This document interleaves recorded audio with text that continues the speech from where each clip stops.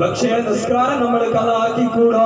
നിസ്കരിക്കാൻ സൗകര്യമുണ്ടെങ്കിൽ ഒരു 5 മിനിറ്റ് പള്ളി കാണുമ്പോ ഉമ്മമാർക്ക് ചിലപ്പോൾ നിസ്കരിക്കാൻ പറ്റാത്ത അവസ്ഥ ഉണ്ടാകും. പള്ളി കാണുമ്പോൾ ഒരു 5 മിനിറ്റ് പള്ളിന്റെ പുറത്ത് നിന്നിട്ട് മോനെ നീ നിസ്കരിച്ചിട്ട് വാ എന്ന് പറയാൻ നമ്മൾ തയ്യാറാകണം. അതല്ലേ മുത്തുനബി പഠിപ്പിച്ചത്. മുത്തുനബി എന്താ പറഞ്ഞത്? നിങ്ങൾക്ക് നൽകിയ സന്താനങ്ങളെ പറ്റി മുത്തുനബി എന്താ പറഞ്ഞത്? എല്ലാവരും ജനിക്കുന്നത് നല്ല സന്മാർഗികളായിട്ടാണ്. പിന്നെ പിന്നെ അവര് മാറിപ്പോകുന്നത്, പിന്നെ അവർ ഈ ദീൻ ഉപേക്ഷിച്ചു പോകുന്നത്, പിന്നെ അവർ ഈ ദീനൊരു വിലയും കൽപ്പിക്കാതെ പോകുന്നത്. ഉമ്മ, മാതാപിതാക്കളെ, എന്റെ ഉപ്പമാരെ, എന്റെ ശബ്ദം കേൾക്കുന്നവരെ, നിങ്ങളാണ് കാരണമെന്ന് പരിശുദ്ധ റസൂൽ സ്വല്ലല്ലാഹു അലൈഹി വസല്ലം നബിതങ്ങൾ പഠിപ്പിക്കുക. നിങ്ങളാ കാരണം. ശ്രദ്ധിക്കണം. നിങ്ങൾ നാളെ മത്സരയിൽ വരും മക്കൾ. നമ്മളെ അച്ഛൻ ചെയ്തോല, ഉമ്മ ചെയ്തോല, എല്ലാം ചെയ്തെന്നെ റെഡി തന്നെ. പക്ഷെ മക്കൾ വരും. മക്കളങ്ങ് തിരിഞ്ഞു പോയാൽ പിന്നെ നമുക്ക് എന്താ പ്രതീക്ഷയുള്ളത്? മദ്രസിലേക്ക് SSLC പരീക്ഷ മക്കൾ മദ്രസ നിർത്തുക. നല്ല കാലം നമ്മൾ നോർത്തിന്ത്യയിലുള്ള സമയത്ത് ജുമ നടക്കുമ്പോൾ ആൾക്കാർ പുറത്തുനിന്ന് ഇങ്ങനെ വർത്താനം പറയുന്നുണ്ടാവും. ജുമ അവിടെ നടക്കുന്ന അവിടെ കുറെ ആൾക്കാർ നിൽക്കുന്നുണ്ടാവും. ഒരു പ്രശ്നമല്ല. കാരണം നമ്മൾ ജുമായി ഇറങ്ങി വരുമ്പോ ആളുകൾ ചോദിക്കും, നമ്മുടെ മക്കൾ എത്തിയോ ജുമാക്ക്? ഓരോ ജുമാക്ക് വന്നിട്ടുണ്ടാവില്ല. കാരണം നമ്മുടെ മക്കൾ എത്തിയോ ജുമാക്ക്? മക്കൾ നിസ്കരിക്കുന്നില്ലേ എന്നോട് നമ്മളോട് ചോദിക്കും. അതില്ല. നമ്മളെന്താ പ്രശ്നം? അവർക്ക് നിസ്കാരം അറിയായിട്ട, ഫാത്തിഹ ഓതാൻ അറിയാത്ത, ഇന്നവരെ സൂറത്തിന്റെ ഖുർആൻ മറിച്ചുകൊണ്ടൊരു പേജ് ഓതാത്ത 50, 55, 60 വയസ്സായ ഒരുപാട് ആളുകളുണ്ട്. പക്ഷേ നമ്മൾ ഓർത്തു പോകേണ്ടത് ഉമ്മ, നമുക്ക് എങ്ങനെ പറയാം? മദ്രസയിലോ നമ്മൾ പഠിച്ചു. കുട്ടി മദ്രസ വന്നാൽ എന്താ പ്രശ്നം? കുട്ടി മദ്രസ നിർത്തുകയാണ്. SSLC ആണ് കാരണം. SSLC അല്ല, ഏത് പൊട്ടലും ജയിക്കുന്ന കാലാണ്. നിങ്ങൾ പഠിച്ച കാലാണോ ഇത്?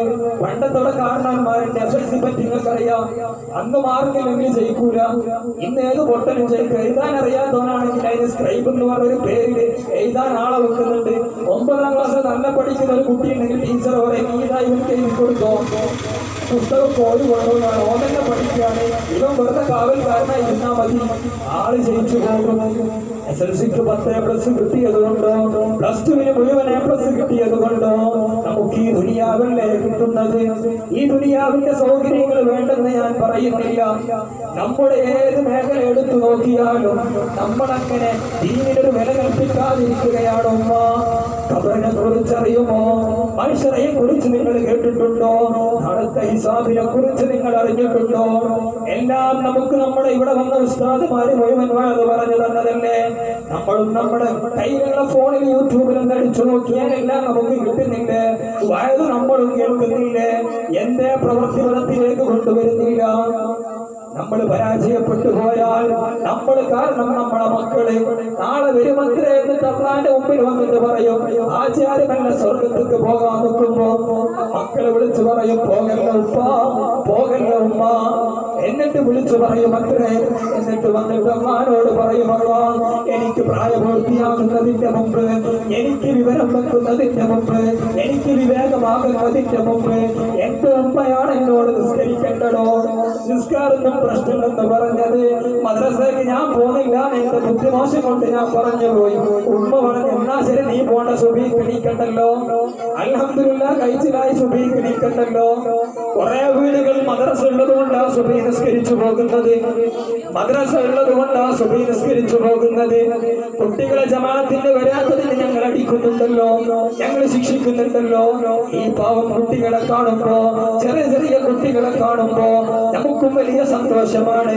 നമ്മളെ മക്കളെ പോലെ തന്നെയല്ലേ, അടിക്കാൻ നമുക്ക് തോന്നൂല. പക്ഷേ റബ്ബ് നമുക്ക് നമ്മോട് ചോദിക്കുമല്ലോ. ഇപ്പൊ നമ്മൾ അടിക്കുന്നത് കുട്ടികളെ നന്നാകാൻ വേണ്ടിയിട്ടല്ലേ? അതല്ലേ മഹത്തുക്കൾ പഠിപ്പിച്ചത്? നിങ്ങൾ ഈ കുട്ടികളുടെ രക്ഷിതാക്കളാണെങ്കിൽ, നിങ്ങൾ ഈ കുട്ടികളുടെ ശരീരത്തിന്റെ രക്ഷിതാക്കളാണ്. ഉമ്മമാരോട് പറയാനുള്ളത് ശരീരത്തിന്റെ രക്ഷിതാക്കളാണ്. ഇവന്റെ ആത്മാവ് സംസ്കരിക്കേണ്ട ജോലിയാൾക്കാണ്. ഇവന്റെ ഗുരുനാഥന്മാർക്കല്ലേ? നിങ്ങളെ മക്കളെ ഗുരുനാഥന്മാർക്കല്ലേ? അതിനല്ലേ മദ്രസയിൽ അയക്കുന്നത്. അതുകൊണ്ടല്ലേ ഞങ്ങൾ ദീന് പഠിപ്പിക്കുന്നത്. കുട്ടി മദ്രസയിൽ 100-ൽ 100 മാർക്ക് വാങ്ങിയത് കൊണ്ട് കാര്യമാണ് സാധ്യമായോ? ഇല്ല ഇല്ല. കുട്ടി മദ്രസയിൽ ഖുർആൻ ഓതാൻ അറിയുന്നില്ല, ബുദ്ധി കുറച്ച് പ്രശ്നമുണ്ട്, പ്രയാസമില്ല, പ്രശ്നമില്ല. പക്ഷേ ഡെയിലി മദ്രസയിലേക്ക് വരട്ടെ, കുട്ടി ഡെയിലി ജമാഅത്തിന് വരട്ടെ, കുട്ടി ദീന് പഠിക്കട്ടെ, നിസ്കാരം നിലനിർത്തണമെന്ന ചിന്താവലി ഉണ്ടാകട്ടെ, റമദാനിൽ 30 നോമ്പ് നോക്കണമെന്ന ചിന്താവലി ഉണ്ടാകുമല്ലോ. അത് തന്നെയാണ് ഏറ്റവും വലിയ ഖൈർ. നിങ്ങൾ പണം മുടക്കി നിർമ്മിച്ച മദ്രസയാണല്ലോ, നിങ്ങൾ പണം മുടക്കിയിട്ടല്ലേ ഉസ്താദുമാരെ നിർത്തിയിട്ടുള്ളത്. ഞങ്ങൾ പറയുന്നത് എന്തിനാ? ഞങ്ങൾ കുട്ടികളോട് കൽപ്പിക്കുന്നത് എന്തിനാ? ഇവരെ അടിക്കണമെന്നോ ഇവരെ ശിക്ഷിക്കണമെന്നോ ഞങ്ങൾക്ക് വലിയ ആശയുണ്ടായിട്ട് വന്നതൊന്നുമല്ലല്ലോ. പക്ഷേ മക്കളോട് പറയുന്നത് ഞങ്ങൾക്കൊരു ഉത്തരവാദിത്തമുണ്ട്, ഞങ്ങൾക്ക് ഇവരുടെ പേരിൽ ഉത്തരവാദിത്തമുണ്ട്. റബ്ബ് നാളെ ചോദിക്കുമല്ലോ, നിങ്ങൾ രക്ഷിതാക്കളാകുന്ന നിങ്ങൾ മക്കളെ മദ്രസയിൽ ഏൽപ്പിക്കുന്നു, റബ്ബിനോട് പറയുന്നു ആ മദ്രസയിൽ ഞാൻ കൊണ്ടാക്കിയിട്ടുണ്ട്, പിന്നെയോ ഉസ്താദ് എന്താ ചെയ്തത്? ചോദ്യം ഞങ്ങളോടാണ്. എന്താ മറുപടി പറയുക? പഠിപ്പിച്ചിട്ടുണ്ട്, ജമാഅത്ത് പഠിപ്പിച്ചു, നിസ്കാരത്തിന്റെ ഫർദും ശർതൊക്കെ കുട്ടി റെഡിയാണ്, ബാങ്ക് കൊടുക്കാൻ അറിയാം, നിസ്കരിക്കാൻ അറിയാം, ഉണ്ടാക്കാൻ അറിയാം, കുട്ടി നിസ്കരിക്കുന്നില്ല.